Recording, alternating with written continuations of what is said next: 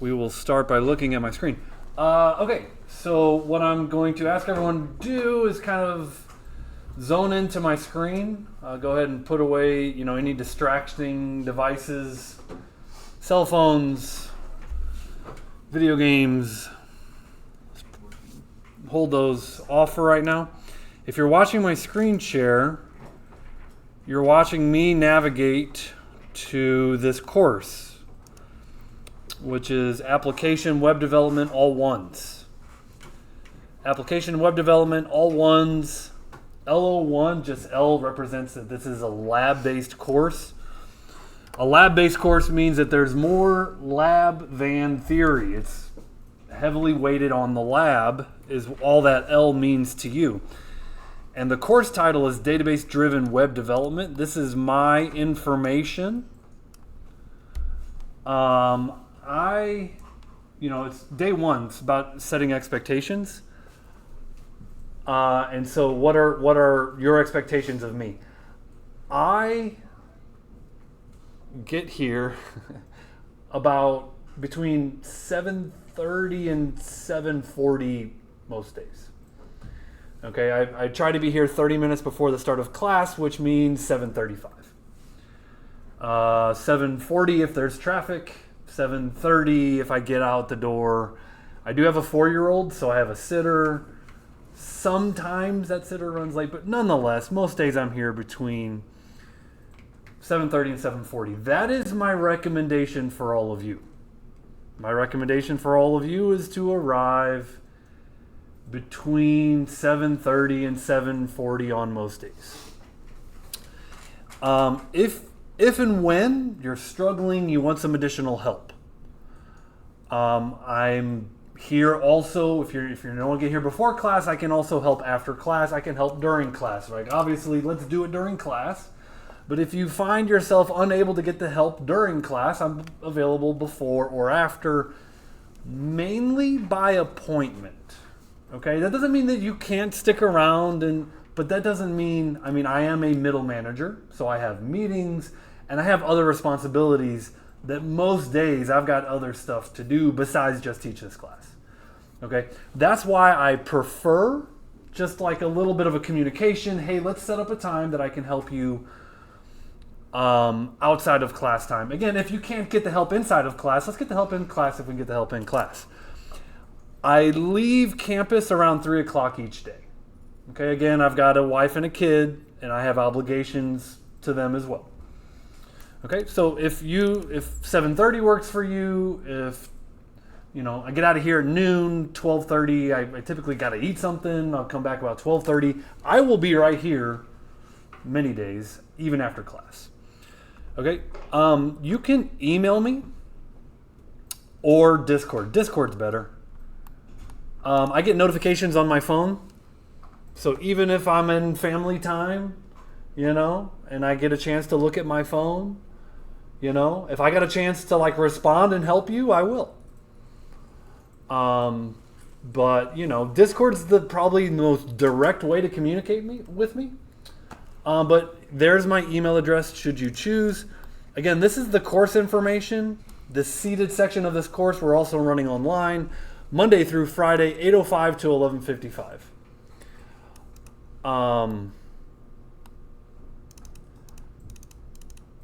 Rankin, as an institution, sets up a tardy policy. We're going to go over that tardy policy and an attendance policy. We're going to go over that today. This course is 80 class sessions, 80 days for this semester, just like last semester.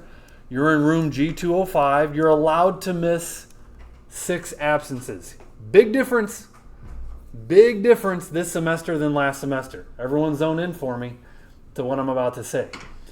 If you exceed attendance this semester, you are taken out of the class. You are no longer allowed to attend class. Yeah, they've upped the strictness. Okay? You can appeal.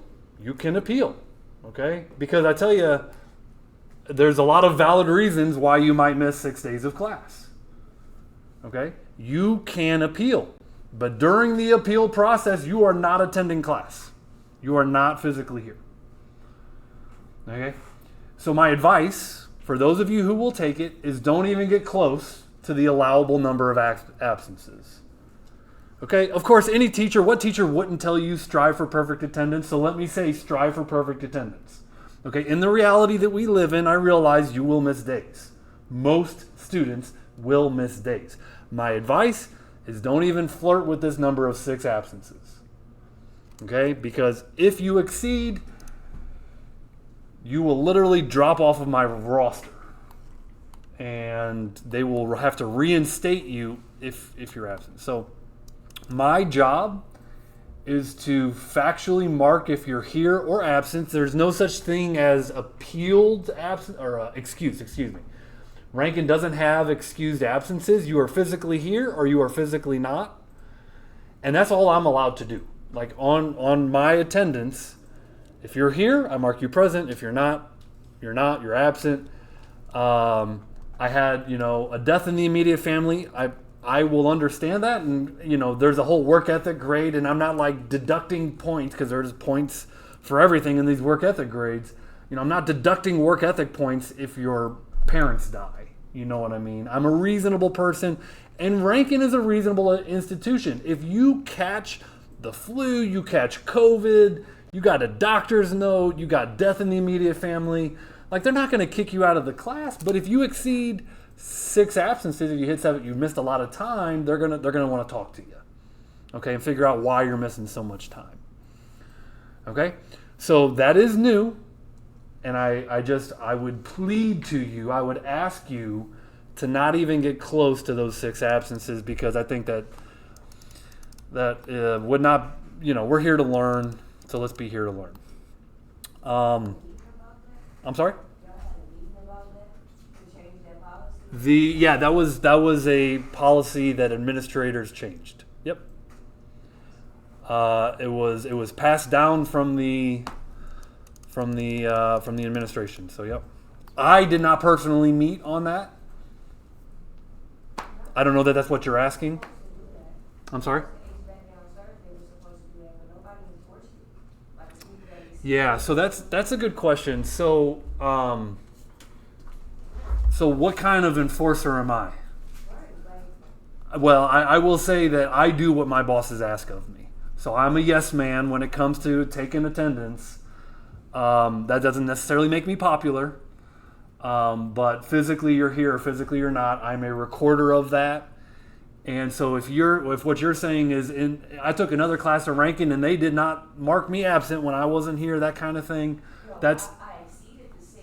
Oh, they still let me attend class. That has changed. Okay. That part changed. But I'm saying you really can enforce it, because Yeah. when I was downstairs, Mr. Crouch, he was a stickler on me. He was like, "You can't come to my classroom." He actually did kick people out. Oh yeah. But then Mr. Howard and Mr. Bartlow, they didn't kick nobody out. Yeah. So I'm just going to do whatever my bosses ask of me. So, at the end of the day, I want to keep my job. And so that's what I do. Okay. Now, we are going to talk rules and policies and all this stuff, and we're going to mix it in with what we're learning this semester. MERN stack, right? Web applications. I talk about Mongo databases, Express, web servers, React front ends, and Node running JavaScript on the server. That's what we're learning.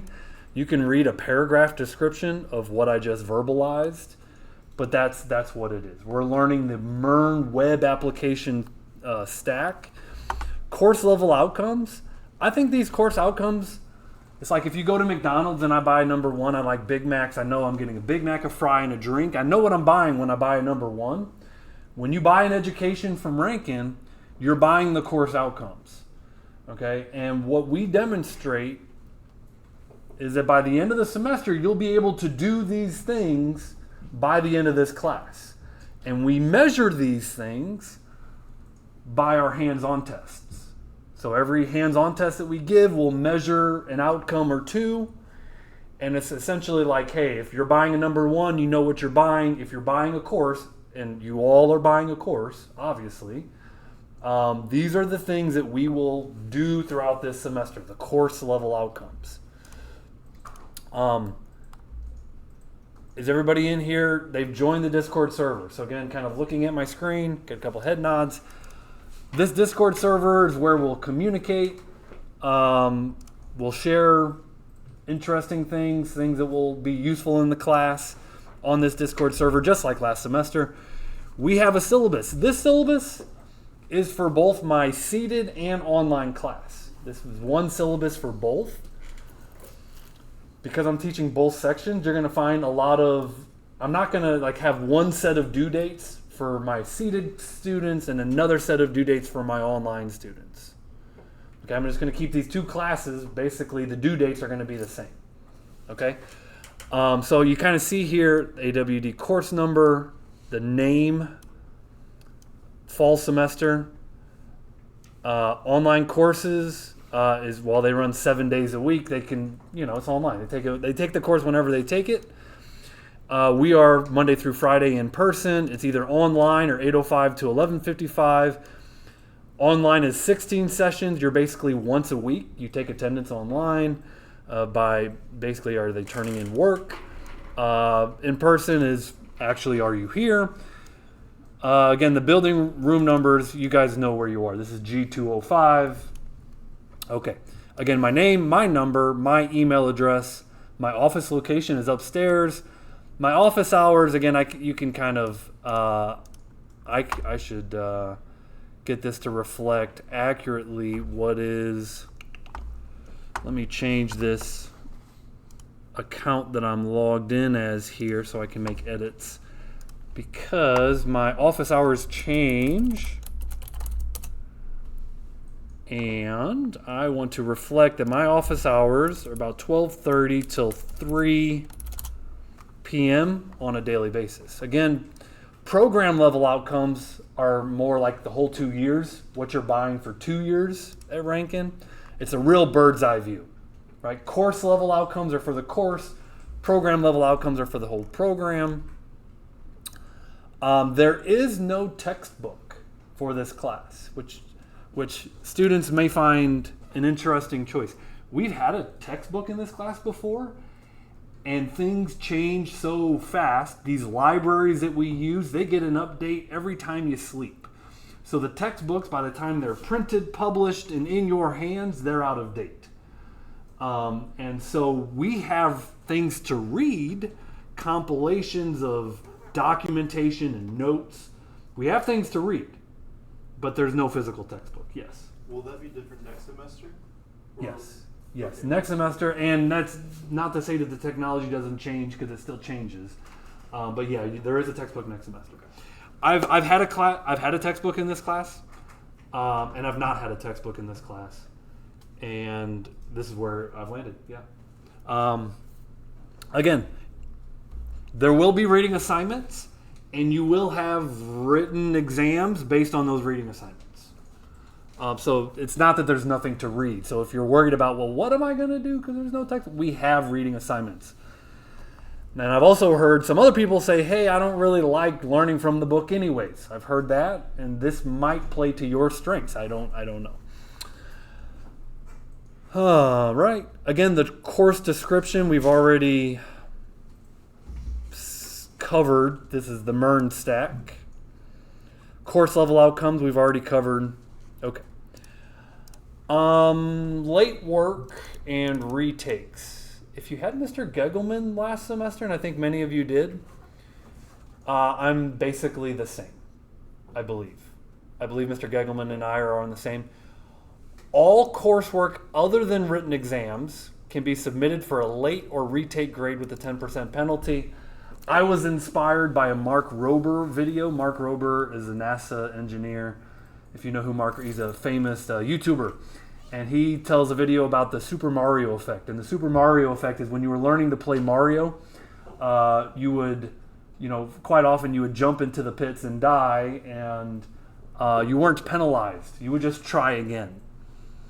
And it was like, okay, I could give you a test one time. If you don't get it, well, what if you try it again and you do get it the second time, right? So I kind of have this teaching philosophy is it's okay if you don't get it the first time through.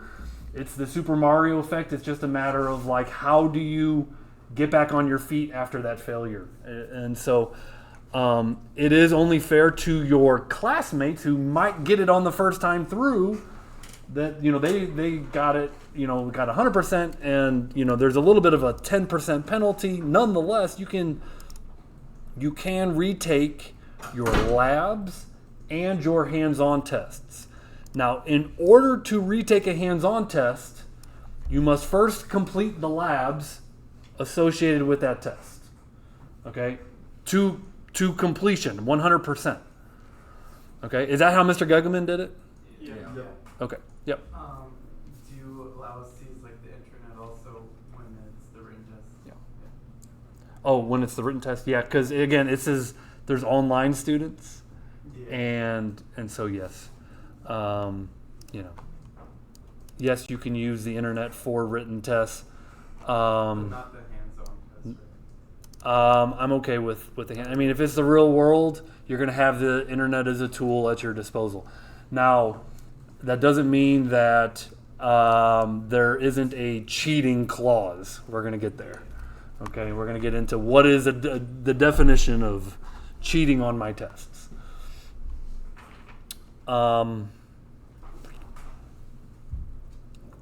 Attendance, we just said there are 6 absences, and I'm going to change this right here to the number 6, and I'm going to highlight that in yellow. Okay? You're allowed 6 absences in the seated version of this course. Is that per semester? Per semester.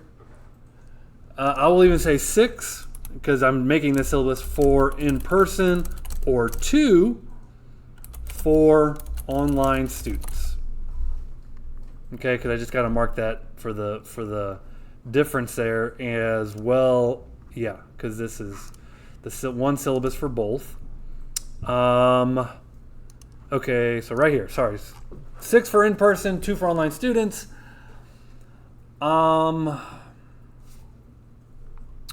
Arriving after the scheduled start time may result in a tardy, so basically 10 minutes counts as a tardy, 11 minutes counts as an absence. Again, pretty strict, that's just Rankin. Rankin's pretty strict in their attendance policy. Every 2 tardies counts as an absence. None of this is new, right? You've all been here for a year. You've demonstrated the ability to not get kicked out for your attendance. Otherwise, you wouldn't be here right now. And again, we already talked about makeup work. Okay, online students, they get marked present by actively participating in core sessions, basically turning in their work. If online students are turning in their work, that's their mark of attendance. Definitely a higher bar for in-person learning, and I talked about why I think that higher bar can be a good thing.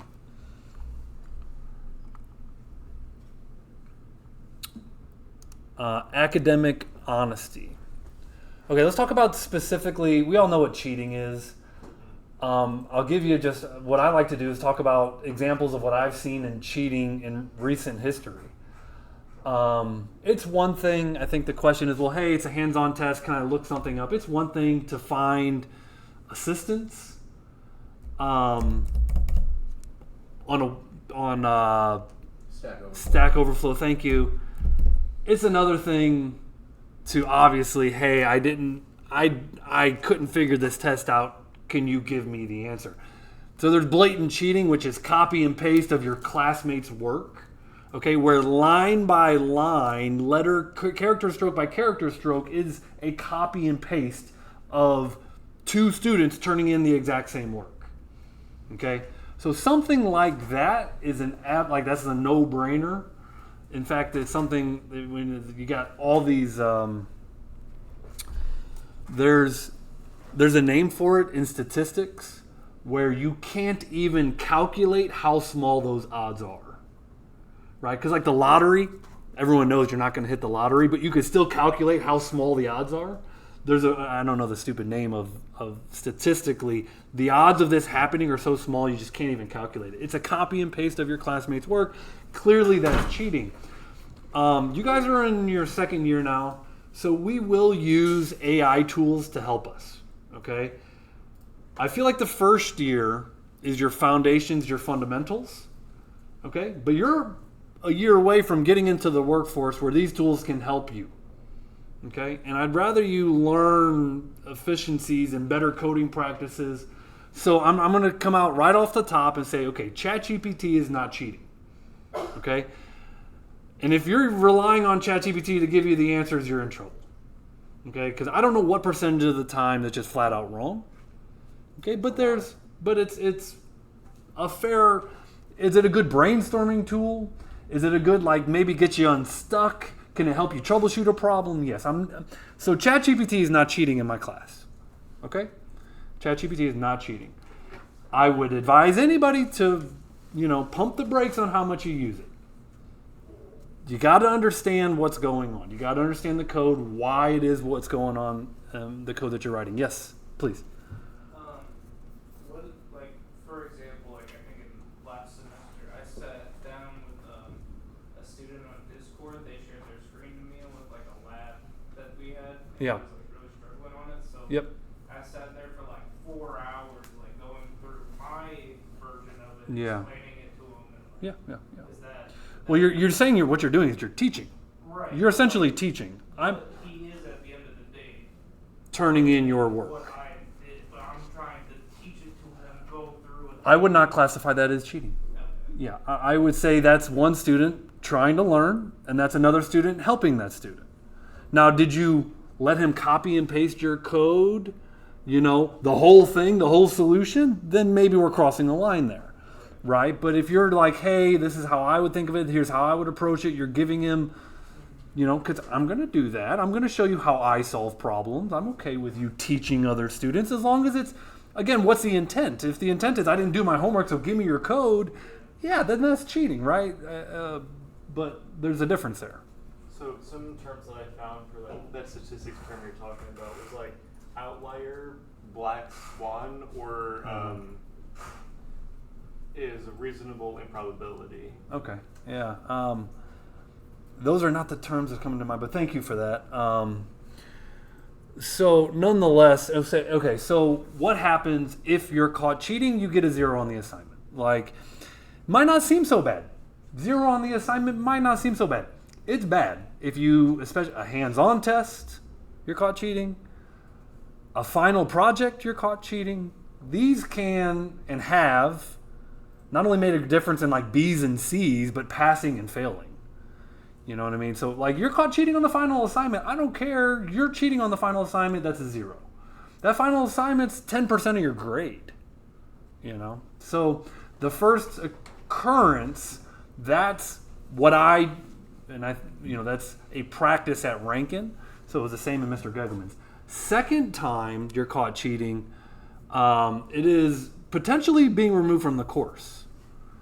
So first time, the penalty is not as severe as the second time. You're caught cheating twice, you're talking about maybe being removed from the course. And obviously, third time, the typical thing is maybe removal from the institution. But again, that some of those decisions are made above my head. Yep. Would that be permanent, or would there be like a time? I think I don't think I've ever got to the point where someone's caught cheating 3 times. So again, those decisions are made above my head. I would not advise Rankin a permanent ban. I'm not a permaban kind of guy. Okay, course grading. All your assignments will come together for 100%, of your grade. This is the arithmetic behind that. All right, your final project is worth 10%. The hands-on tests are worth 45%. Your lab is worth 40%. Notice how heavy the actually doing the work is weighted. And then the written test is only worth 5%. Okay, there are written tests, but they're not worth a ton. Okay, so if you are a student who historically has struggled on written tests, it's okay. It's only worth 5% in this class. Okay? Very heavily weighted on doing the work. Okay, that's not to say that theory is not important. Theory is absolutely important, but doing the work is more important in my opinion. All right, this is Rankin's grade scale for A, B, C, and D, and an F. I would say that this is an old school grade scale because many institutions have changed the A down to a 90, a B to an 80, a C to a 70, but Rankin hasn't shifted those goalposts. So for the better or for the worse, that's Rankin's overall grade scale for every class. This table is called a workload table. This is my estimation of how many hours of work it will take to be successful in this class.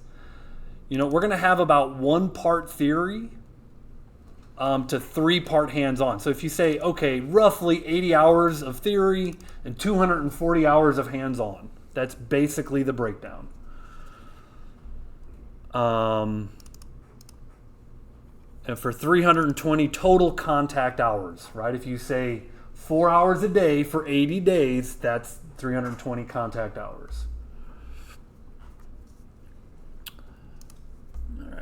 All right.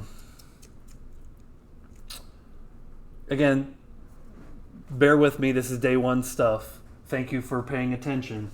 I will say historically, students who don't pay attention to this stuff, they later come to me and say, I didn't know. And then I'll say, well, it is actually recorded this time, so you can go back and watch the recording, because I said it on day 1. But nonetheless, it's a lot to go through. Okay, we all know inside Rankin, tutoring assistants. So first-year students have the benefit of having second-year students potentially tutor them. Second-year students don't have that benefit. We have a lot more of the peer tutoring. I believe Kiernan is set up as the tutor. Is that right? Yeah. So, but Kiernan is a peer tutor. Like, make no mistake, Kiernan has learning to do. Maybe he knows all of this. I don't know. Maybe he knows none of it. I couldn't tell you. I can't say I know all of it. Okay. Nonetheless, it's a peer tutor. So it's a little bit different in that peer tutors are learning this with you. That does not mean that it cannot help you. Okay. Now, here's my advice around tutoring. I want to be your first line of help. I literally want to be your first line of help. It's cool that, like, I've got a wife and a kid, and maybe I have some hours that don't work for you, right? If you can't, if I'm too busy during class and you couldn't get my help during class, and you need a tutor because you're looking for that extra bit of help from another student, that's cool. Let me be your first line of help, and let a tutor be your second line of help. Okay, that's not to say that tutors aren't valuable, because frankly, learning from one another is a very valuable thing for many people. To set up any tutoring sessions, we should go through the student success. However, I know Kiernan's already put his information on Discord. Yeah. And so, now let's, even one more step. Rankin pays for tutors for every department. So you're not, first off, if you come to me, I'm paid, Rankin pays me, but you're not causing any inconvenience, because certainly some students feel like, oh, I'm going to inconvenience the instructor if I ask, or I'm going to inconvenience the tutor if I ask. There's no inconvenience. Like, this is kind of, Rankin pays for this, right? And one more thing to note, I'm also the tutor for the math gen ed too. I've taken that course and I passed it and all that, and so I can help those that haven't passed it yet. Thank you for that. Okay, academic accommodations. In high school, you don't have to self-identify. If you're looking for accommodations, teachers have to identify you. In college, it's different. In college, you have to basically tell the institution that, hey, I have a disability of sorts.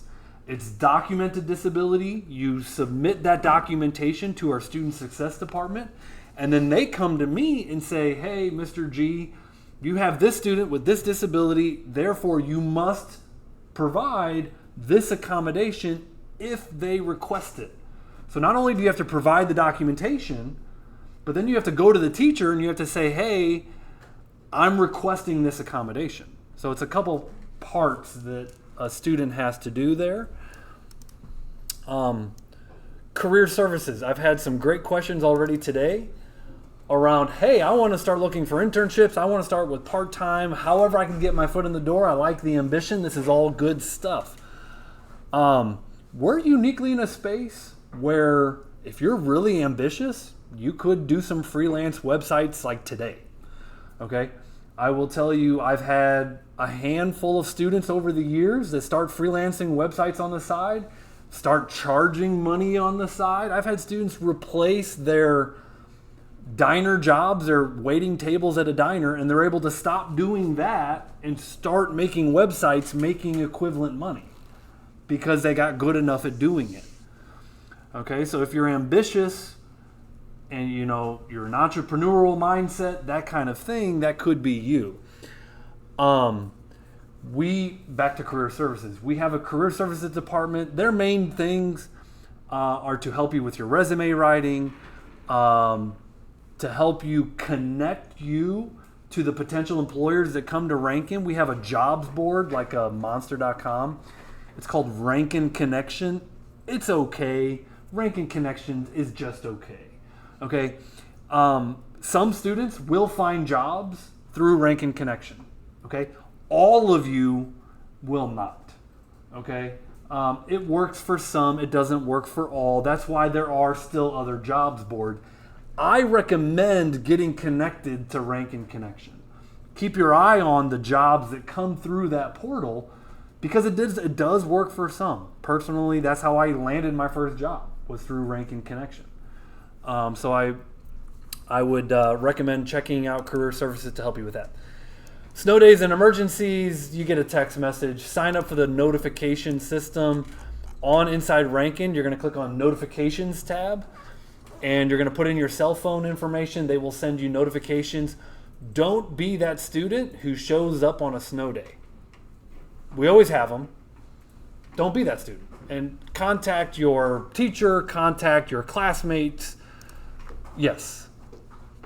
They update the emergency system? Because I got like a notification about it. And for some reason I thought I was getting like scammed, but then I don't think it was scammed. They send out test alerts from time to time. Maybe like go and re-update my info or like That's a good point. So every year your credentials expire. You need to re-authenticate. So everyone sitting here today should go to the notification tab, log into the notification system, and make sure that you're current. Yeah, I did that about a month ago. Because you will expire. Yeah, I was like, is this even? That's a good point. Yes. So just a real quick question. I know last semester that the classes over here sometimes had times where you either were out or you had something going on, and Mr. G was like doing attendance from like work from home. Uh-huh. If that happens, will you contact us through Discord or how Okay. how would you do that? Good question. This is a hybrid class. This class is labeled hybrid on the catalog. What does hybrid mean? Hybrid means we will have some remote learning days. Okay? These remote learning days are marked on the syllabus ahead of time. Right here you can say highlighted dates are optionally remote days. Okay? Optionally, because if you want in-person learning, you still come in. I'll be here. Okay? I will be here on the remote learning days. So you have the option to come in. You also have the option to stay home. We're going to talk about what that looks like, and we'll have it figured out by the end of this week. No big deal. You will notice the first day highlighted is day 5. Day 5 is this Friday. You have the option to do remote learning on Friday this week. Okay? I'm just so you can figure it out, what it looks like for you. Because I tell you what, you're going to go home. Your internet's not going to work. Your camera's not going to work. Something's going to break. You have the option. Again, I'll be here. You come in or you could stay home. Okay? And right now, this is the only day that's labeled. I will tell you a week in advance of these dates. Okay? They will be marked on the syllabus no later than a week in advance so you can plan. I know some of us have childcare. Worst case scenario, you still come in. I'm not withholding the education on that day for anybody. Okay, but I'm gonna try and give you a week's notice. Okay?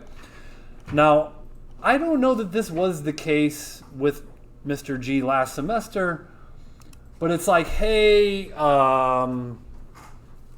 my car broke down. Can I stay home today and be counted present? The school policy is no. The school policy in that situation where you have a situation, it's not marked on the day, is remote. Okay, it's not on the days. It's not a remote day, but you had something come up.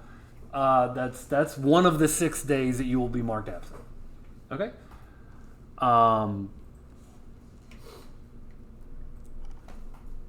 So did I answer your question there, Matt? Yeah, absolutely. Right on. So the highlighted days are the ones that are optionally remote. Yep. Yep. Okay. So we have one coming up on the 30th. Yep. This Friday is the first day, and again, this is just to trial. You guys go home, check it out. Some of you will come in, some of you will stay home. It's up to you. And really, I'll be here, so no big deal. Whatever you decide. Now, I heard you mention like a camera. I don't Yeah. have a camera. Yep. Is that mandatory to do work? Yeah. So let's talk about that. Set up your phone. That's what I was thinking about doing. Well, Or just buying one. Yeah, that too.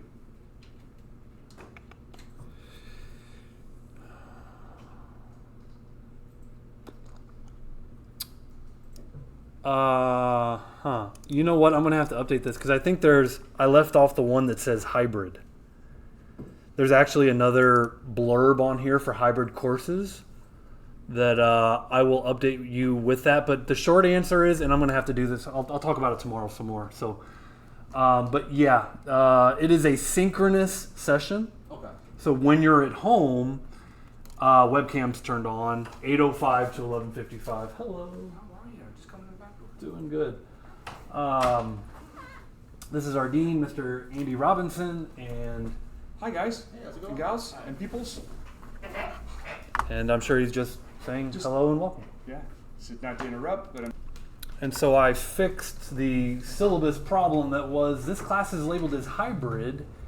And what does that mean? Well, hybrid means that right here for the seated course section, this is all the same. When we are in person, basically everything I covered is just the same, so I didn't waste any breath here.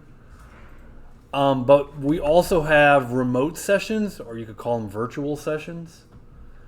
And so this part is new, so I just had to add this. And it says virtual course sessions are clearly noted on the schedule found on the syllabus.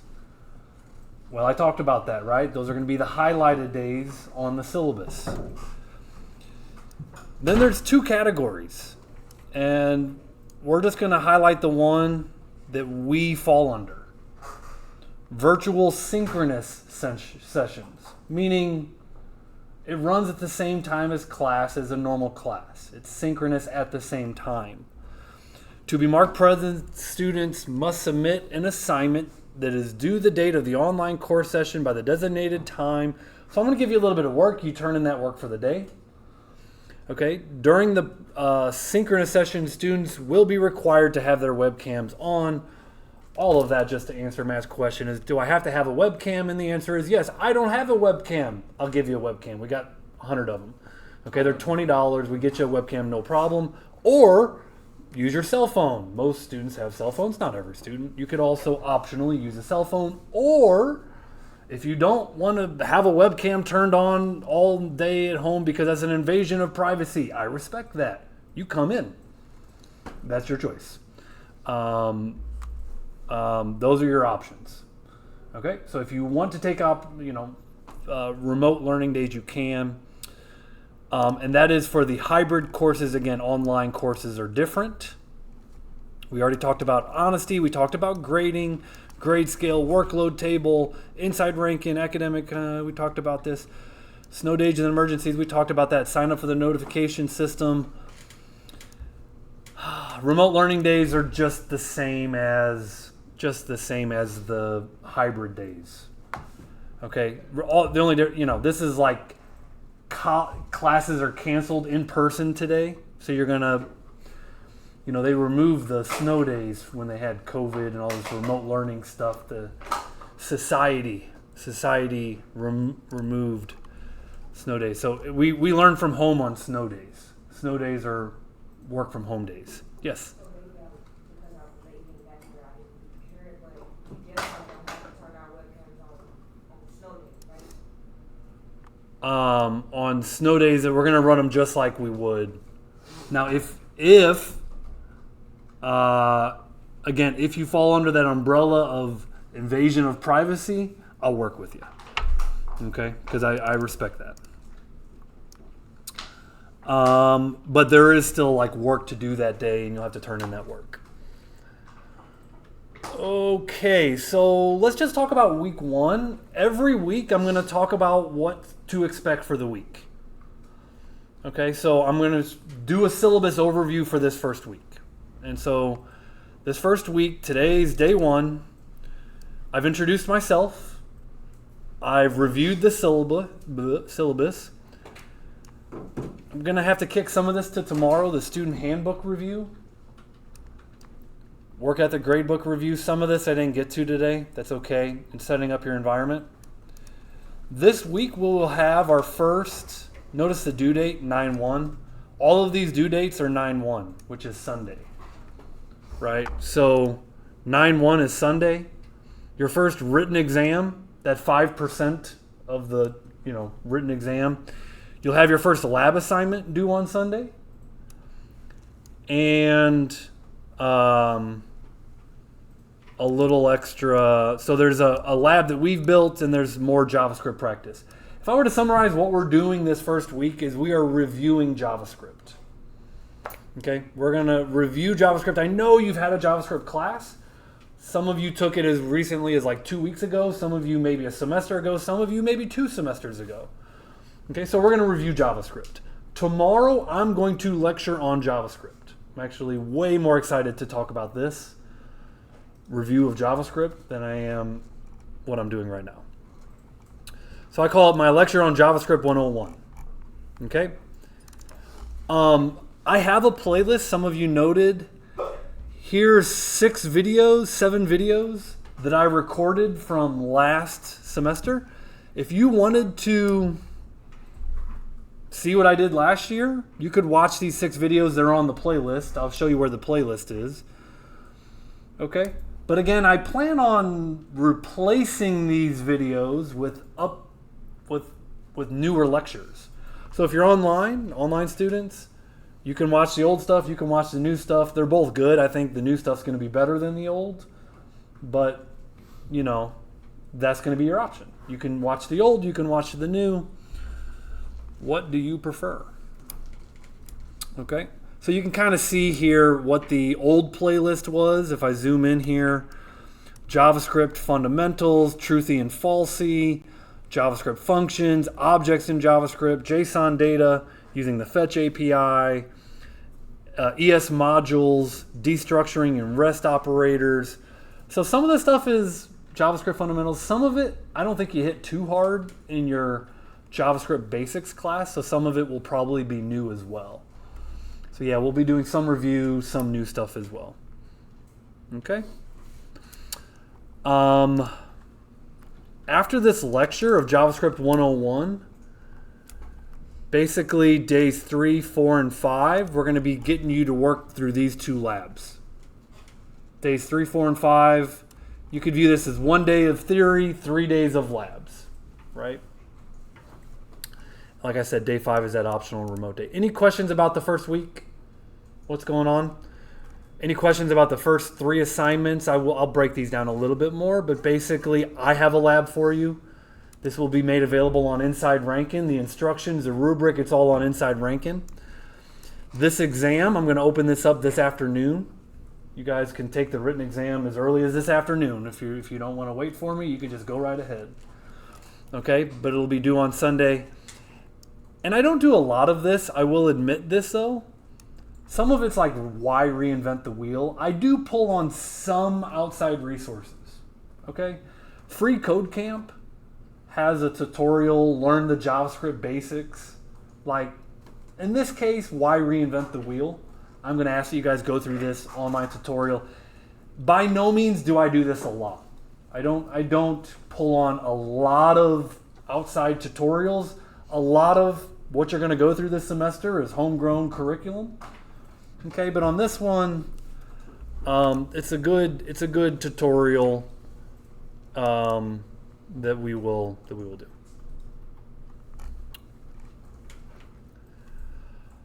Okay, moving on. That's the syllabus review. Let's talk about the student handbook review. By the way, this is day one stuff. I'll tell you the first thing I learned about being a teacher. Before I was ever a teacher, the first thing I ever learned about being a teacher is you gotta set the standards up front on day one. What are your expectations on day one? How to succeed in the class? You can always loosen up later, but set the expectations on day one. So that's what I'm doing here. I'm setting the expectations. That's why we're just like going over the rules. Those are the expectations. That's what I'm talking about. The policies, the procedures, what have you. There is a student handbook. You don't even have to log in on Inside Rankin. I'm going to cover the important stuff out of this student handbook. Mr. Gegelman, I think, is a good instructor.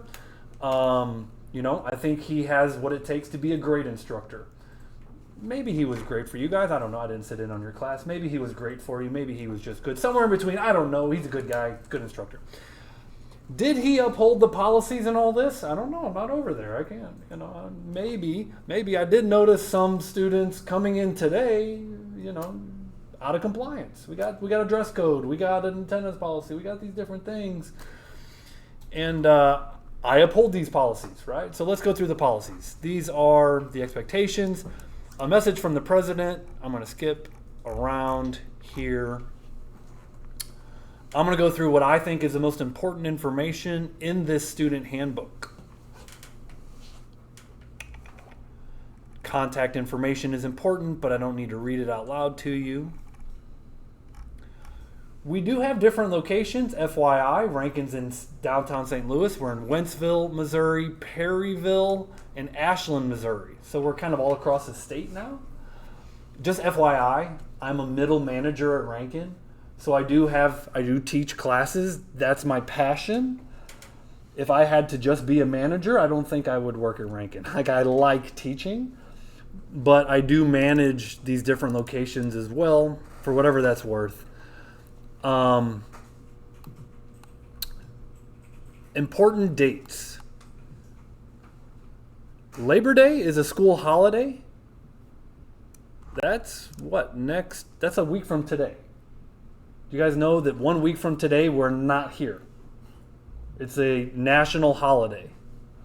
I'm glad you said that because Now we know. Today, yep. So Monday of next week we will not be here. I'm also going to point out something really quite different is that this job fair, the IT division job fair, is in like 4 weeks, 3-4 weeks. Way too soon. So might be a little hard to really get yourself ready. I'm going to try and get you ready. But really it's quick. It's quick. The job fair is on 9/17. Okay, those are the important dates right around the corner. The rest of the calendar you can look at. If you need to know where anything is, there's a campus map right here. All these different buildings, they're all labeled.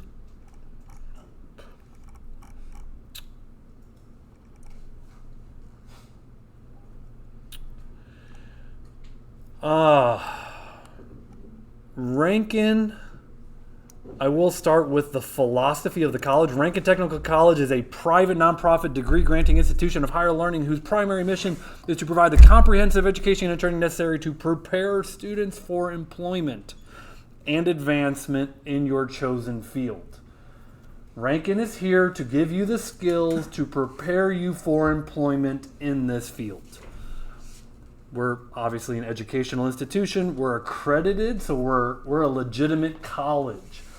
We're not like an ITT or a Vatterott. They were not accredited. We are accredited. We are legit. Our paperwork is good. Okay? If you want to take this accredited degree to the university, you can transfer credits into the university. Okay? I did that myself. I transferred my associate's degree into Webster University. I was able to start as a junior. I didn't have to start over. Okay? That is a benefit to all of you should you choose more education. Not a requirement. Our purpose is to prepare you for the workforce. The recommendation is not more education. The recommendation is get a job, right? Does it open more doors? Yeah, a bachelor's degree will open some number of more doors. No disputing that. Is it a requirement for this industry? Absolutely not, and I've proven that. Rankin has proven that, not I. Rankin has proven that in the past 2 decades, where our students are graduating with associate's degree and having good careers in this industry. Yes. How likely is it that the company that you go with after Rankin will pay for your bachelor's or something afterwards? So it's really interesting question is how likely is it? So unfortunately, there's a trend right now for cutting benefits. Benefits across corporate America are kind of being cut. I would not describe it as a likely scenario, although it does happen. Okay, so how likely is it? You're asking me an odds question. I can't I'm just going to make it up. Maybe 5-10% is my made up odds. But they do exist. And if that's important to you, what I would encourage you to do, get work experience first, and then you have a little bit more decision-making power about where you work and having a company pay for your education, because you can decide, yeah, I want to go work there because I've got the experience and they're going to hire me. Does that make sense? Mm-hmm. Get your foot in the door, get the experience, and then go work for a company who pays for your education if that's a priority to you. Cool? Cool. Okay, when it comes to Rankin's educational philosophy, we have technical. Obviously, you're in your technical. We have gen eds. We're a real college. We have to have gen eds. And we have work ethic. Work ethic is unique to Rankin. We're going to talk about work ethic component a lot at some point today or tomorrow. Might be a little tight timing-wise today. But the work ethic component is, the employability skills that employers often tell us they're looking for employees who demonstrate these soft skills, not just technical or I can write an English paper. Okay, we are a hybrid course. We talked about that. Now, it is worth noting that here on the student handbook, it says that at least 40% of the class sessions be in person. We're going to have a lot more than that. Okay, most of our course sessions are going to be in person, but it could be up to 60%. But again, I'm a fan of mostly in person, okay? And they do leave it up to the instructor to dictate what days are labeled as remote learning days on the syllabus, so that at the end of the day, that is my choice. Okay, academic honesty we've talked about. GPA calculations are there if you're interested to figure out how to calculate your GPA.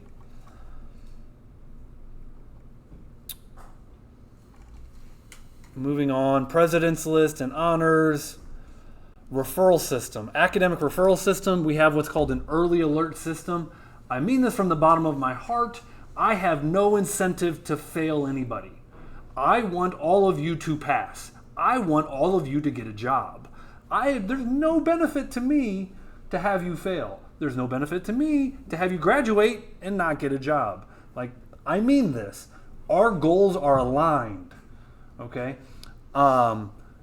Therefore, if I notice you're starting to struggle, you're not understanding, you're not getting the grades you or I want you to get, it's my job to try and get you some help.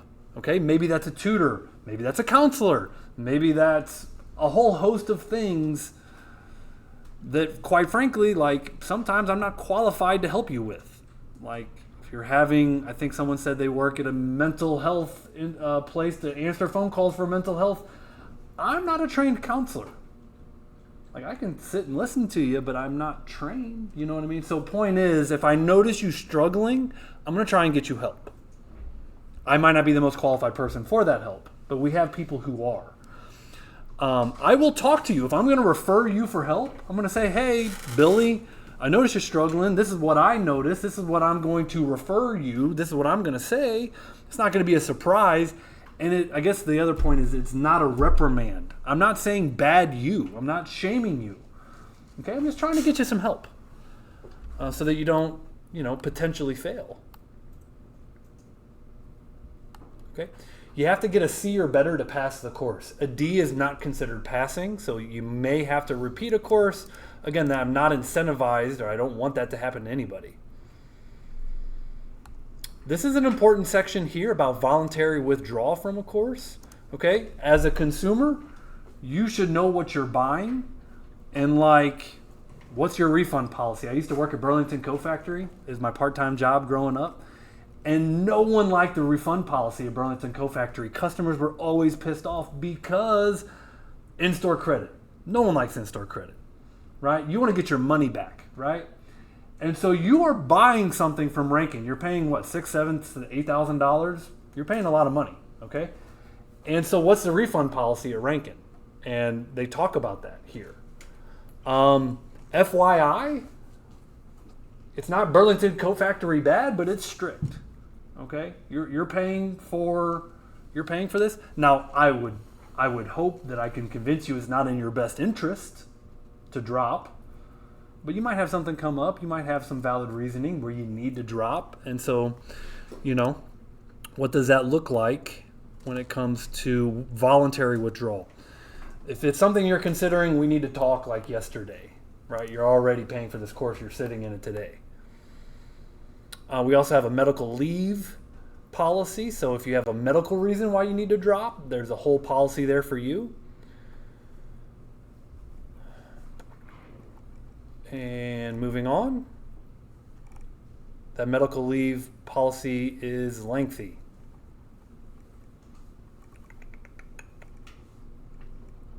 Testing out of some classes and things like this. We'll skip over that. Transferring credits in, you've already taken care of that.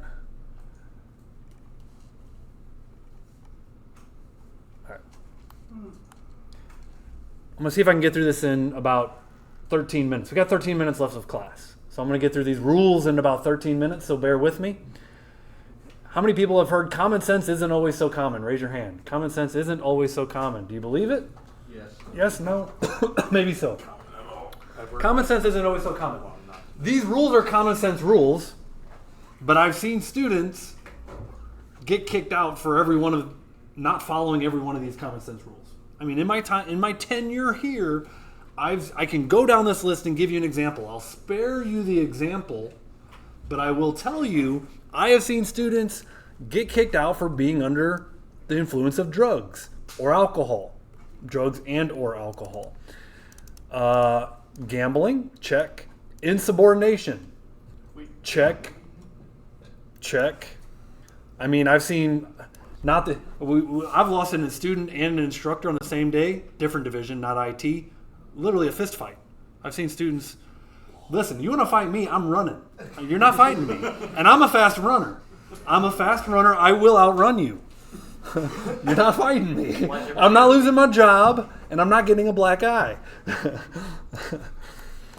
How long ago was that, Mr. G? Well, it was a different division.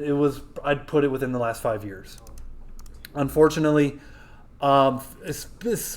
safety policies, definitely, right? Not, again, IT, we're safe, but automotive and these things, theft, again, more safety things, academic dishonesty, I said I haven't actually seen a student completely kicked out of the college, but I've definitely seen many academic dishonesty,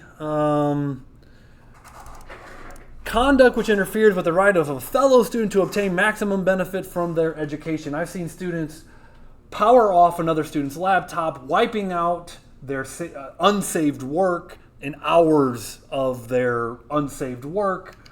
Student wasn't happy, in violation of a policy, got in serious trouble, right? Bringing weapons to college, okay? Yes, you can bear arms in Missouri, and, you know, that's in public, but we are a private institution. We can have our own rules, like we have a dress code set of rules. We could put all of you in pink pants if we wanted to. We're a private institution. You're choosing to go here. You follow our rules because you choose to go here. In our rules, you cannot bring weapons to campus. So if you're a deer hunter and you shoot deers on the weekend, you leave your guns at home. Okay? Failure to comply with parking regulations. I guess, you know, when it comes to parking, I hung out with a graduate literally last week. We went to a ball game together, and he still remembers the time he parked outside the gate and got his car broken into. Don't do that, okay? Park on campus. We have security. Don't get your car, you know, broken into when there's no need. Driving in an unsafe manner, typically automotive students. IT students, not so much. Threatening, including harassing, bullying, stalking, sexual misconduct, or retaliation. All sorts of examples there. Rankin does not mess around, okay? If you are harassing, bullying, stalking, sexual misconduct, retaliation, those come with severe consequences. Same thing here. Racist, sexist, or violent comments. I mean, it's almost it's like a one and done thing, okay? And I've seen it. Students think they're joking, but it gets them in trouble. So even if you think you're joking, do not make these comments. Behavior that is disruptive to a class and or fighting. Again, good luck. I'm going to run. Work ethic policy. You got these work ethic grades. We have a whole work ethic system. I will cover it in more detail tomorrow. We're going to cover these work ethic traits tomorrow. In person, you're allowed 6 absences. Online, you're allowed 2. We covered the virtual course sessions. Remote learning days. Sign up for the notification system. Don't show up to school on a snow day. If you happen to... Okay, one more time I'm going to repeat myself. We have changed the rules. If you exceed attendance, you're kicked out of the class. You're given the option to appeal. Number 1, appeal. Okay? Appeal. Appeal. You have the option to appeal. You need to appeal to stay in the class. My goal for you, let's say Timothy, right? Let's say Timothy exceeds attendance. He has 7 absences, okay? It's Tuesday morning. Timothy, what do I do? I have paperwork to fill out. He has paperwork to fill out. My goal is to have him back in class by Wednesday. Okay? I want to minimize your time out of class. Can that process be that quick? I hope so. Okay, but I'm going to fill out my paperwork. You're going to fill out your paperwork as fast as we can so that we get you back as fast as we can. Cool? I hope it's the same day. That's why I don't even want to mess with that. I don't want to get you to 7, right?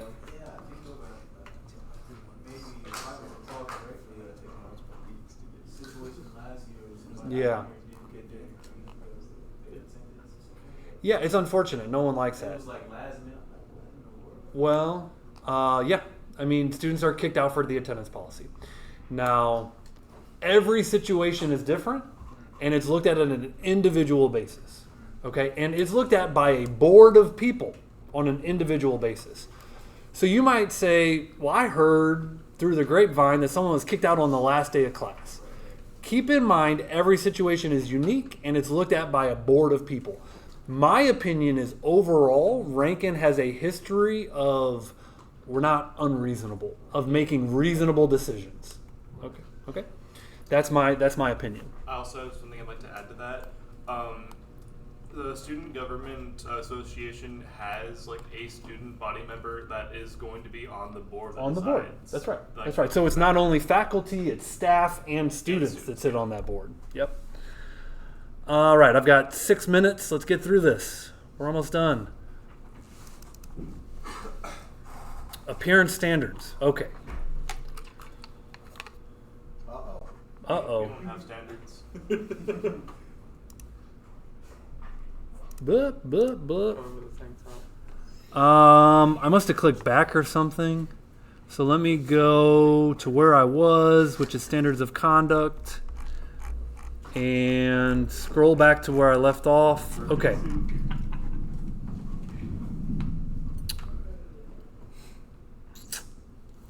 It's been a long day of me talking. You guys are probably very tired of hearing me talking.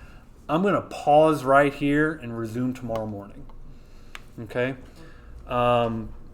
Because there's important information here that I would prefer everyone, be fresh for. Okay? So